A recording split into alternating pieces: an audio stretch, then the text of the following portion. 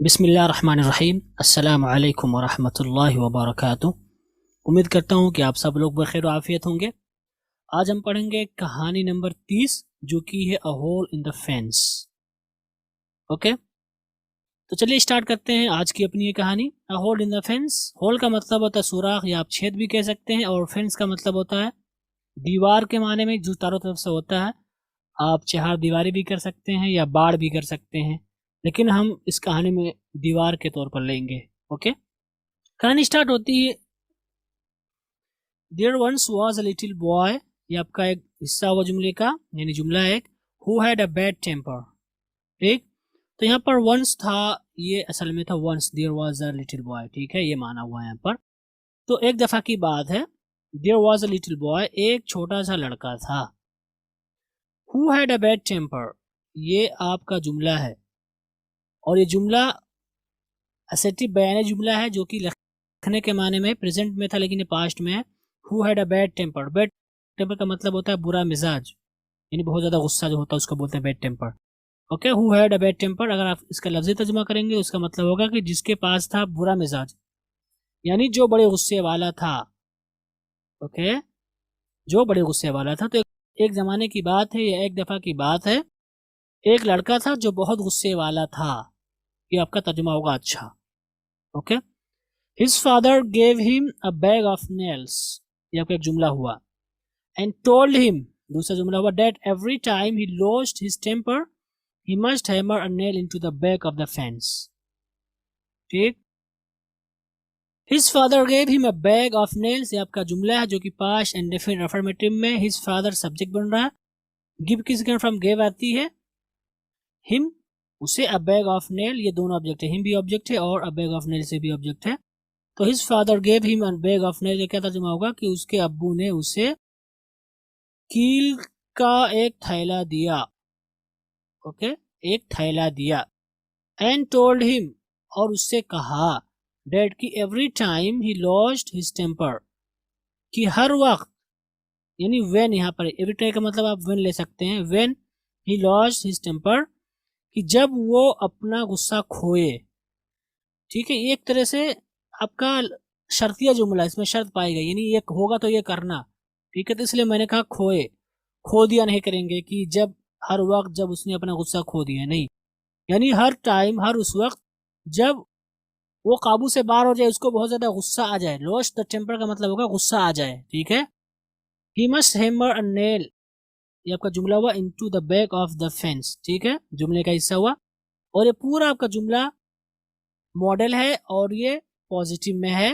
ही subject है, must आपका auxiliary verb है, हैमर का मतलब वर्ब है हथौड़े से ठोकना, अनेल आपका ऑब्जेक्ट है, into the back of the fence, ये दी के वर्ड्स में आ जाएगा। फेंस दीवार का, मैंने कहा दीवार के माने में लेंगे, जबकि इसका माना होता है चारों तरफ से दीवार होती है, लेकिन हम इसको दीवार के माने में ले रहे हैं। तो जब भी इसका गुस्सा आपे से बाहर हो जाए, वो उसे चाहिए कि वो दीवार के पिछले हिस्से में कील ठोके। तो एवरी टाइम, तो जब जब, ठीक है, जब जब उसका गुस्सा आपे से बाहर हो जाए, वो जब जब वो गुस्से में आ जाए, ठीक है, तब तब वो क्या करे, वो दीवार के पिछले हिस्से में कील ठोके। कील गाड़ दे भी आप कर सकते हैं, ठोकना भी आप कर सकते हैं। ठीक है, ऑन द फर्स्ट डे, पहले दिन, the boy had driven 37 nails, इसको आप ड्राइवन नहीं पढ़ेंगे, driven 37 nails in the fence. ये आपका जुमला है जो कि पास्ट परफेक्ट में और अफर्मेटिव में है। द बॉय सब्जेक्ट है, हेड आपका हेल्पिंग वर्ब है, ड्राइव के थर्ड फॉर्म ड्रिवन है, वर्ब है ये 37 नेल्स, ये आपका ऑब्जेक्ट, इनटू द फेंस, ये आपका बिग वर्ड्स में आ जाएगा। The boy had driven 37 nails into the fence का क्या तर्जुमा होगा कि लड़के ने दीवार के अंदर 37 कील ठोक दिए, या ठोक दिए थे भी आप कर सकते हैं हेड का इस्तेमाल करते हुए। तो पहले ही दिन लड़के ने दीवार में 37 कील ठोक दिए थे। Over the next few weeks, over the next few weeks. Okay, next का मतलब अगला, फ्यू का मतलब कुछ, वीक्स का मतलब हफ्ते, लेकिन वीक्स हफ्ते। Over the next few weeks का क्या मतलब होगा कि अगले कुछ हफ्तों के बाद। ओवर का मतलब ऊपर, खत्म होना भी होता है, लेकिन अगले कुछ हफ्तों के बाद as he learn to control his anger, as का मतलब जब, he learn to control his anger, ये आपका जुमला है जो कि पास्ट इंडेफिनिट अफर्मेटिव में है। ही सब्जेक्ट है, लर्न के माने सीखना, आपका वर्ब है टू कंट्रोल, ये ऑब्जेक्ट आ जाएगा रन टू की वजह से। हिज एंगर ये आपका दीवर्स में आ जाएगा, यानी इसका ऑब्जेक्ट है, कंट्रोल का ऑब्जेक्ट ये है, लेकिन ये पूरा आपका ऑब्जेक्ट बनेगा लर्न का। तो as he learn to control his anger, कि जब उसने सीख लिया अपने गुस्से को काबू में करना। The number of nails hammered daily gradually dwindled down. तो number of nails hammered daily ये आपका जुमला है, लेकिन ये जुमले का हिस्सा बनना है द नंबर ऑफ नेल्स, कील की तादाद, हैमर्ड डेली, जो हैमर्ड है ये सिफत है नेल्स की, जिनको ठोका जाता था रोजाना। ओके, तो the number of nails hammered daily, कि रोज आना ठोके जाने वाली कील की तादाद, रोजाना ठोकी जाने वाली कीलों की, यहाँ पर नंबर का मतलब तादाद लेंगे, आप गिनती नहीं लेंगे। तो रोज आना ठोकी जाने वाली कीलों की तादाद ग्रेजुअली, आहिस्ता आहिस्ता, ये तो आपका पूरा सब्जेक्ट बन रहा है। ओके, ये daily, number of the nails hammer daily आपका सब्जेक्ट बन रहा है। ड्विंडल डाउन ये आपका वर्ब है सेकंड फॉर्म। ड्विंडल डाउन का मतलब होगा कम होना। ओके, कम होना, तो उनकी तादाद कम हो गई धीरे धीरे।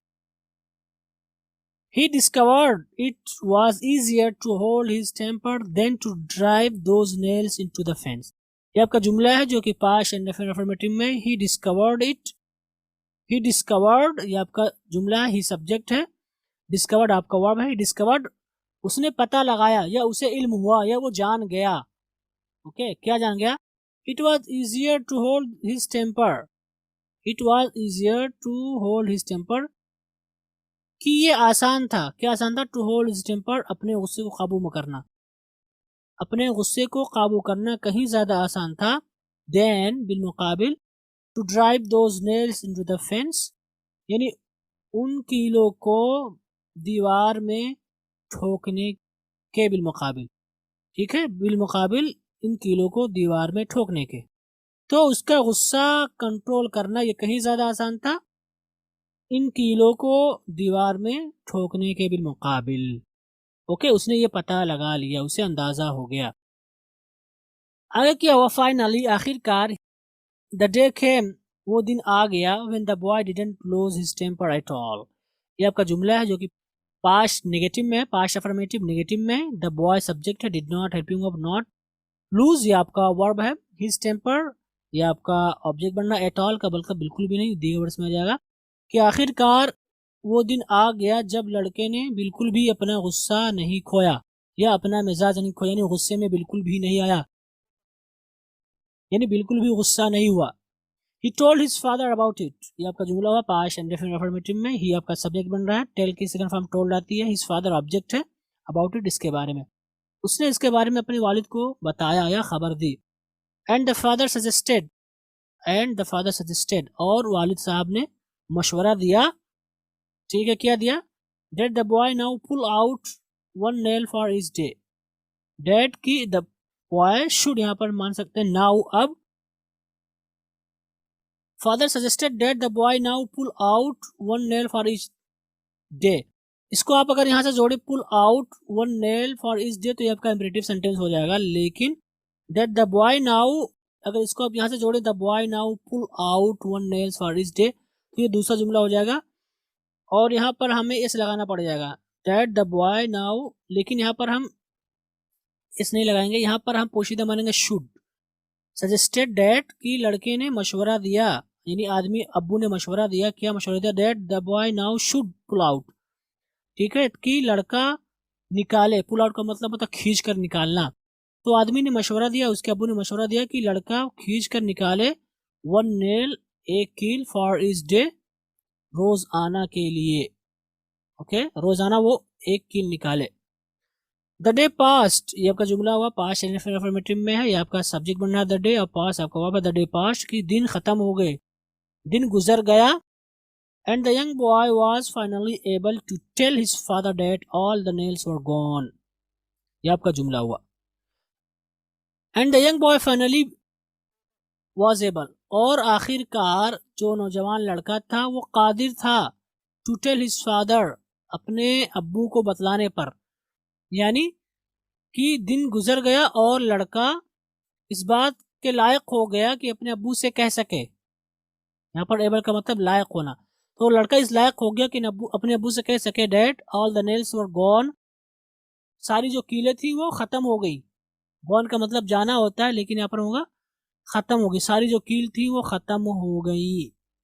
Okay, the father took his son by the hand, ये आपका जुमला है जो कि पास्ट एंड अफर्मेटिव में है। द फादर सब्जेक्ट है, टेक का मतलब होता है लेना, टुक आपका सेकंड फॉर्म है, हिज सन आपका ऑब्जेक्ट बन रहा है।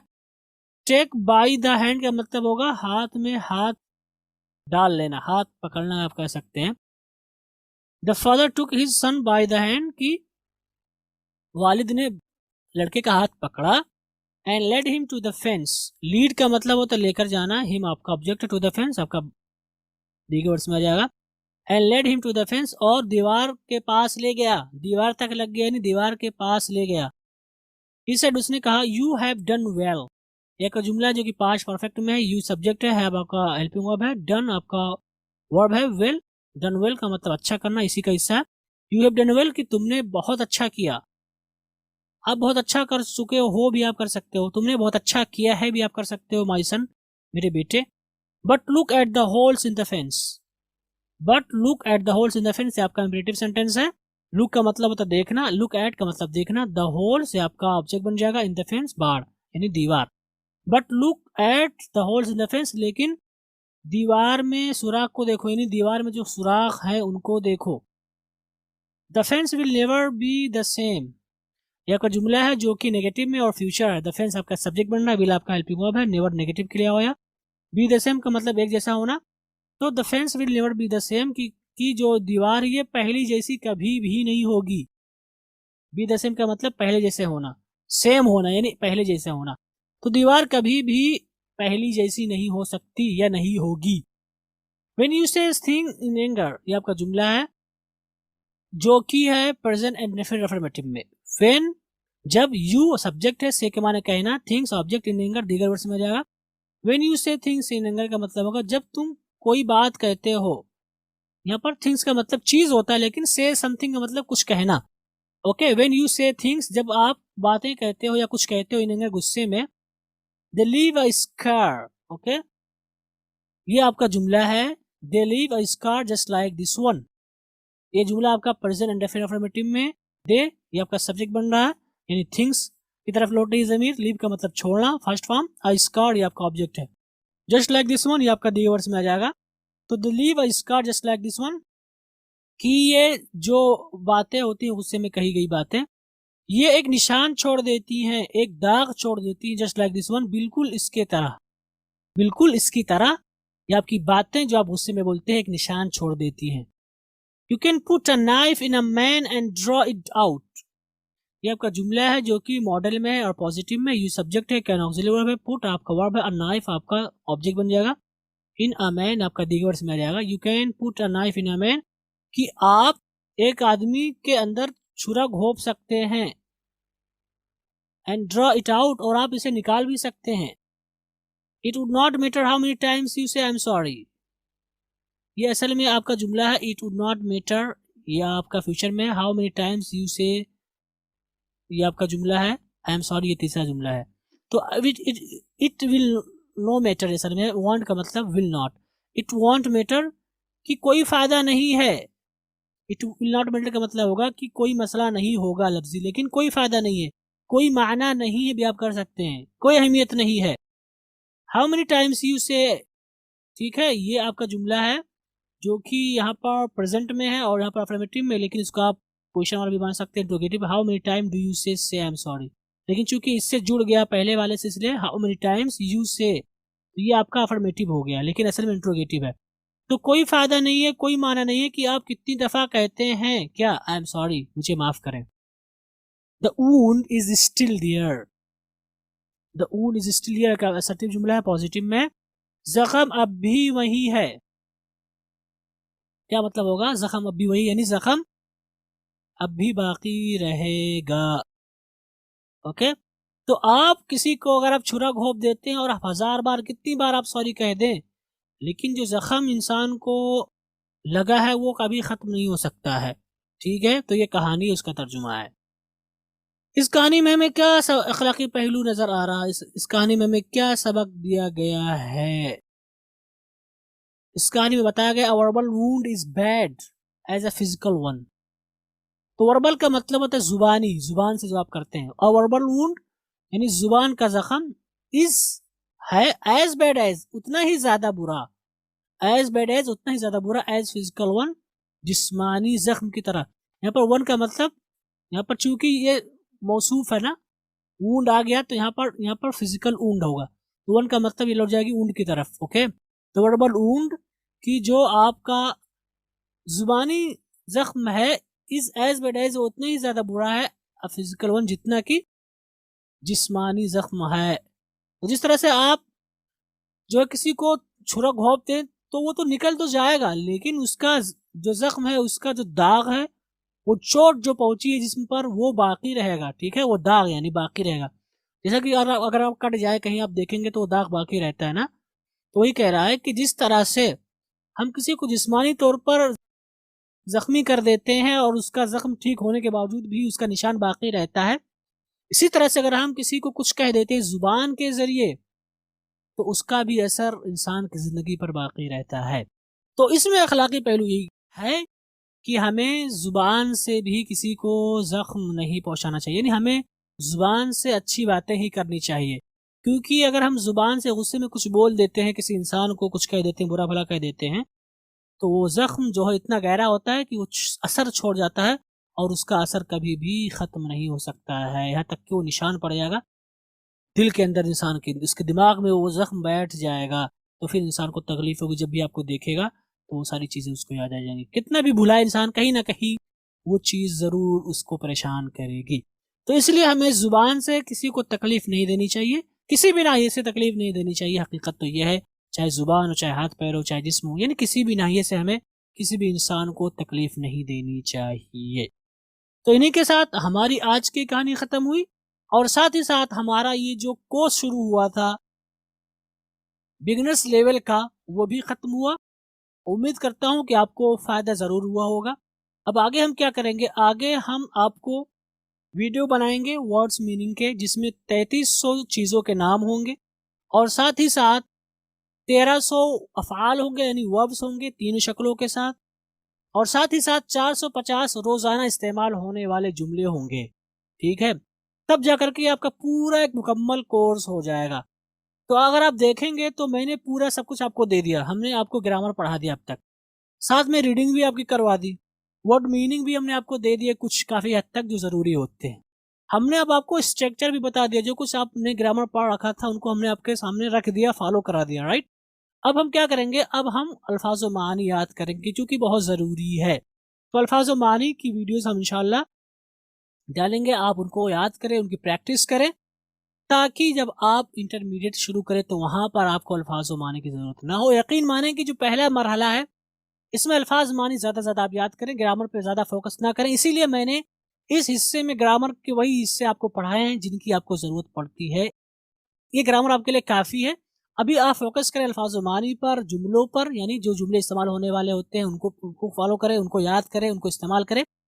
इंटरमीडिएट लेवल में हम ज़्यादा ग्रामर पे फोकस करेंगे, ठीक है, तो इसलिए वहाँ पर ज़्यादा आपको अल्फाज मानी नहीं मिलेंगे, और अगर आपको अल्फाज मानी उस पर मिलेंगे भी तो वो अल्फाज मानी होंगे हाई लेवल के, वहाँ पर आपको दिनों के नाम नहीं पढ़ाए जाएंगे, इसी तरह से फलों के नाम नहीं पढ़ाए जाएंगे।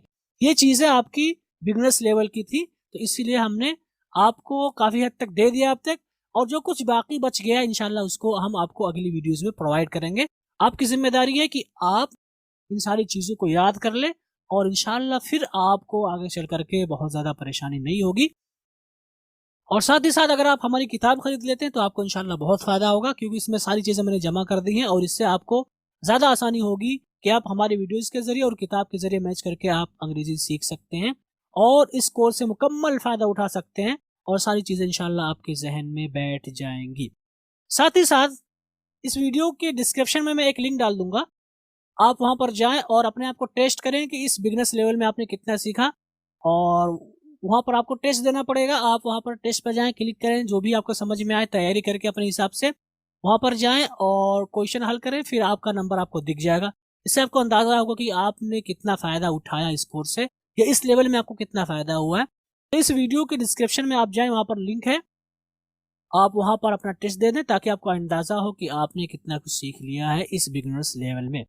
तो उम्मीद करता हूँ कि आपको ज़रूर फ़ायदा होगा इंशाल्लाह। अगर नहीं हुआ तो आप कोशिश करें, आप मुझे अपना फीडबैक दें कि मैं किस तरह से इस कोर्स को और फ़ायदेमंद बना सकता हूँ लोगों के लिए। इंशाल्लाह मैं पूरी कोशिश करूँगा कि इस कोर्स को बहुत ही ज़्यादा फ़ायदेमंद बनाऊँ। अब इन्हीं के साथ आपसे रुखसत होता हूँ। उम्मीद करता हूँ कि आप लोग ज़रूर ध्यान देंगे इन बातों पर। वस्सलामु अलैकुम वरहमतुल्लाहि वबरकातुहू।